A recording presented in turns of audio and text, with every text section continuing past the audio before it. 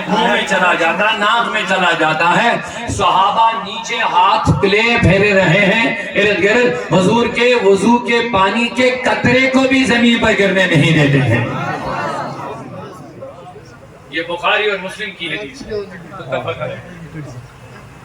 और इतना ही नहीं, जब हुजूर कुल्ली करके पानी फेंकना चाहते हैं तो सहाबी दूर से ही अपने आप को नीचे गिरा करके उसके नीचे लाते हैं।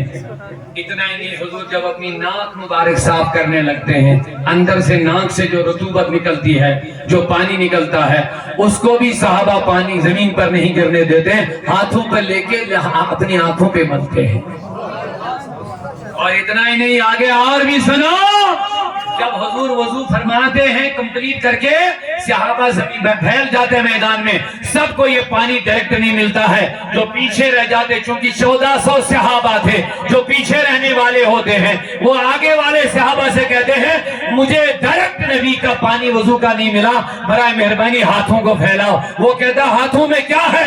कहता मैंने तो पानी मल लिया जिस्म में। कहता तुमने तो मला, लेकिन तुम्हारे हाथों के साथ वजू का पानी टच हो गया, अब मैं आपके हाथों के साथ टच करके अपने जिस्म को मलना चाहता हूं।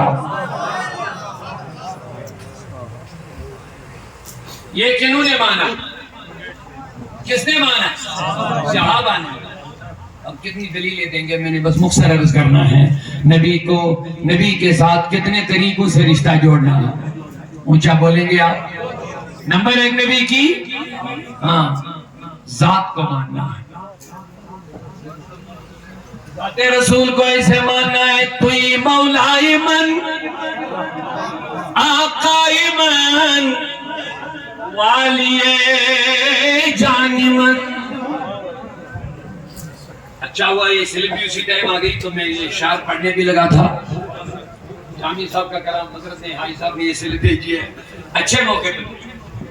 नबी को ऐसे मानो कि नबी को अपना मालिक मानो, अपने जिस्म को नबी की मिल्कियत मानो, अपने ख्यालों को नबी के हवाले करो, अपने इरादों को नबी के हवाले करो, अपने हरकत व सकनात को नबी के, कोई कदम नबी की मर्जी के खिलाफ ना उठे। जामी उसी तरफ इशारा करते हैं, तुई मौलाई मन। क्या कोई गुलाम अपने मालिक के खिलाफ कोई काम करता है? हम किसके गुलाम हैं? आप हाथ खड़ा करके अपने अकीदे का इज़हार नहीं करेंगे?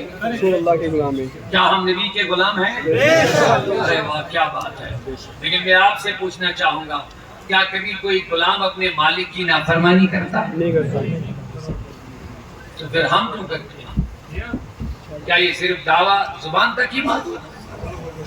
इमाम गज़ाली फरमाते हैं, एक मालिक ने गुलाम खरीदा। क्या? बोलिए। एक मालिक ने बड़ी रकम देकर घर पहुंचाया। पहुंचाने के बाद गुलाम से कहा, बता क्या पहनेगा, क्या खाएगा, क्या करेगा? कितनी चीजें? क्या खाएगा, क्या और क्या?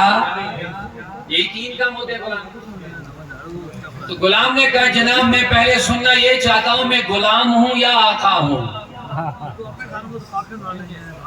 वजह से बात। सुभान अल्लाह। गुलाम ने कहा, जनाब मेरे आका, तुमने बड़ी रकम देकर के मुझे खरीदा। सुभान अल्लाह, सुभान अल्लाह। लेकिन मैं ये जानना चाहता हूं, मैं गुलाम हूं या मैं आका हूं?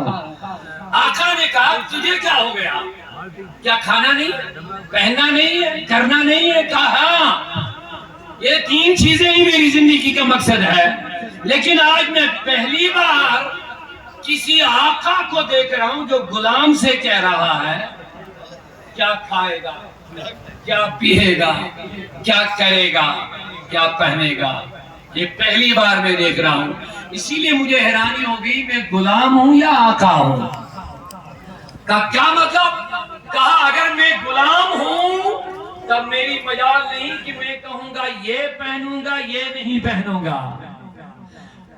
आका मुझे कहेगा ये खाओ तो गुलाम कहेगा मैं ये नहीं खाऊंगा, ये खाऊंगा। आका मुझे कहेगा ये काम करो, मैं कहूंगा ये काम नहीं करूंगा, ये करूंगा। ये गुलामी का हक नहीं है। गुलाम उसे कहते हैं मालिक जो कहेगा पहनो तो पहनना है, मालिक जो कहेगा करो तो करना है, मालिक जो कहेगा खाओ तो उसी का नाम गुलाम है। तो इमाम गजाली रहमतुल्लाह अलैह फरमाते हैं मालिक ने इसी बात पर इस गुलाम को आजाद कर दिया, कोई काम लेने के बगैर ही उसको आजाद कर दिया। गुलाम हैरान हो गया, हुजूर इतनी बड़ी रकम दे करके तुमने मुझे काम के लिए खिदमत के लिए खरीदा, लेकिन एक काम भी नहीं लिया, बगैर काम लिए मुझे बेचा, मुझे आजाद कर दिया।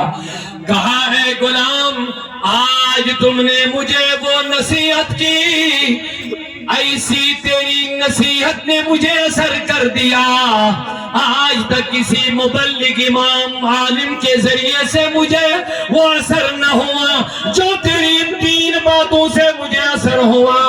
मैं इस नतीजे पे पहुंचा तुझे मेरी आरजी गुलामी और आका का रिश्ता समझ आ चुका है, मैं कितना नाफाम और नादान हूं कि मुझे अपने असली खालिक और मालिक की गुलामी और बंदगी समझ नहीं आई है, लेकिन आज तुमने मुझे समझा दिया।